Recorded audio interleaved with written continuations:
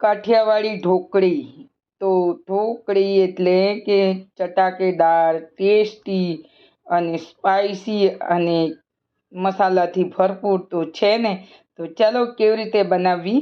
તો સૌ પ્રથમ તો આપણે એક કઢાઈ લઈ લઈશું. આવી રીતના તમારી પાસે કોઈ પણ કઢાઈ તમે લઈ શકો. ત્યારબાદ આપણે એમાં મીઠું ઉમેરી દઈશું.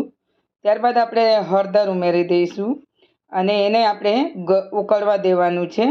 તો પાણી જ્યાં સુધી ગરમ થાય એકદમ અને ઉકળે ત્યાં સુધી એને આપણે ઉકાળવા દેવાનું છે.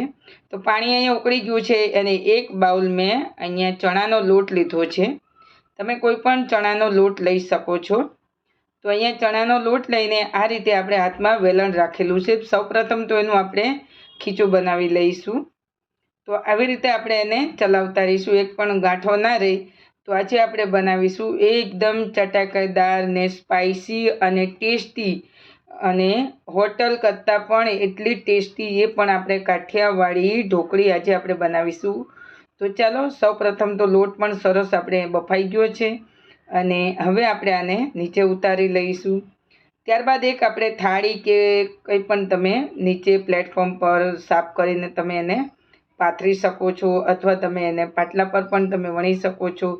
તો અહીંયા આપણે એક થાળી લીધી છે અને આ રીતે વાટકી પર આપણે થોડું તેલ લગાવી દઈશું અને એના રીતે આપણે એને દબાવી દઈશું. પછી આપણે હાથેથી એને આ રીતે સરખી રીતે સ્પ્રેડ કરી દેવાનું. એટલે થોડું જેટલું તમારે પતલી કરવી હોય એટલી પતલી તમે કરી શકો છો. તો આને ઠંડુ થતાં બહુ વાર નથી લાગતી અને ફક્ત 5 મિનિટની અંદર તૈયાર થઈ જાય છે. ત્યારબાદ હવે આપણે આને બાજુ પર મૂકીશું અને અહીંયા એક ખાંડી લઈ લઈશું અને આપણે લસણવાળું મરચું આપણે ખાંડી લેવાનું છે અને ત્યારબાદ એમાં મીઠું આપણે ઉમેરીશું એટલે થોડું ઝડપી એવું ખંડાઈ જાય. બહુ આપણે એકદમ ઝીણું નથી રહેવા દેવાનું. મરચું આપણે જે લસણ છે ને એને થોડું આખા રાખવાના છે.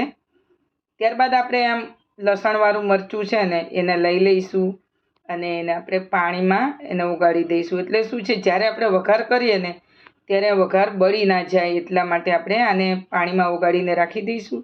ત્યારબાદ મસાલો પણ સરસ પલળી જાય. તો હવે આપણે અહીંયા પાણી થોડું ઉમેરી દીધું છે અને આ રીતે હવે આની સાઈડ પર આપણે મૂકી દઈશું. ત્યારબાદ આપણે છાશ લીધી છે અને અહીંયા આપણે જે ઢોકળીને ઠંડી કરવા મૂકી હતી એ ઠંડી થઈ ગઈ છે. તો એને કટ કરી લઈશું.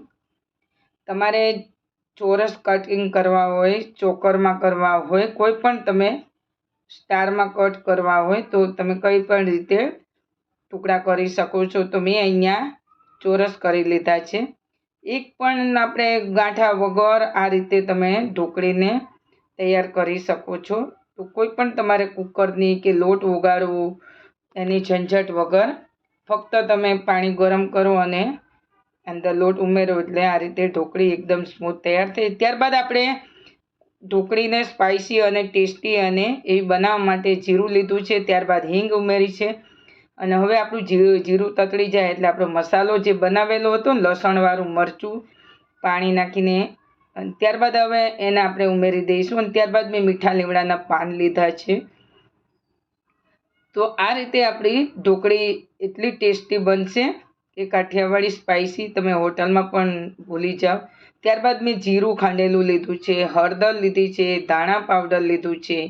હવે આ બધો મસાલો આપણે ઉમેરી દીધો છે ને ત્યારબાદ આપણું મરચું પણ સરસ એવું કકળી ગયું છે. હવે આપણે છાશ ઉમેરી દઈશું.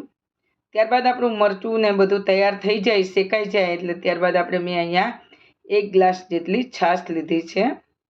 હવે છાશ પણ આપણી સરસ ઉકળી અને તૈયાર થઈ ગઈ છે. ત્યારબાદ મેં થોડા ધાણાનો છંટકાવ કરેલો છે. તો હવે ત્યારબાદ આપણે છાશ મસાલો ઉકળી ગયો છે. તો હવે ઢોકળીના પીસીસ આપણે અંદર ઉમેરી દેવાના છે. તો આ રીતે જો તમે સ્પાઇસી ઢોકળી કાઠિયાવાડી હોટલ સ્ટાઇલ તમે આ રીતે ઘરે તૈયાર કરી શકો છો અને ખાવામાં પણ એકદમ ટેસ્ટી અને સ્પાઇસી તો છે ને, બની છે ને, જોતાં જ ખાવાનું મન થઈ જાય તેવી કાઠિયાવાડી ઢોકળી ખૂબ ઓછા મસાલાથી અને એકદમ ઘાટો રસો. તમારી ઢોકળી રસો તમારે એકદમ પતલો લાગે છે, ઢોકળી પર મસાલો નથી ચોંટતો. તો આ રીતે બનાવવું કાઠિયાવાડી સ્ટાઇલ એટલે કે હોટલ સ્ટાઇલ કાઠિયાવાડી ઢોકળી. તો અહીંયા જોઈ શકો છો મસાલાથી ભરપૂર અને ઢોકળીમાં પણ એકદમ મસાલો સરસ એવો બેસી ગયો છે. ત્યારબાદ આપણે હવે ધાણાનો છંટકાવ કરી દઈશું અને સર્વિંગ બાઉલમાં લઈ લઈશું. તો છે ને એકદમ સ્પાઇસી ઢોકળી બનાવવા જોતાં જ ખાવાનું મન થઈ જાય અને જોતાં જ મોઢામાં પાણી આવી જાય તેવું કાઠિયાવાડી હોટલ સ્ટાઇલ ઢોકળી. તો બનાવો ફ્રેન્ડ્સ, અને મારી રેસિપી પસંદ આવે તો એક લાઈક કોમેન્ટ કરી દેજો અને શેર તો તમે અચૂક કરજો અને મને કોમેન્ટ કરીને જણાવજો, તો હું તમારા કોમેન્ટનો જવાબ આપીશ.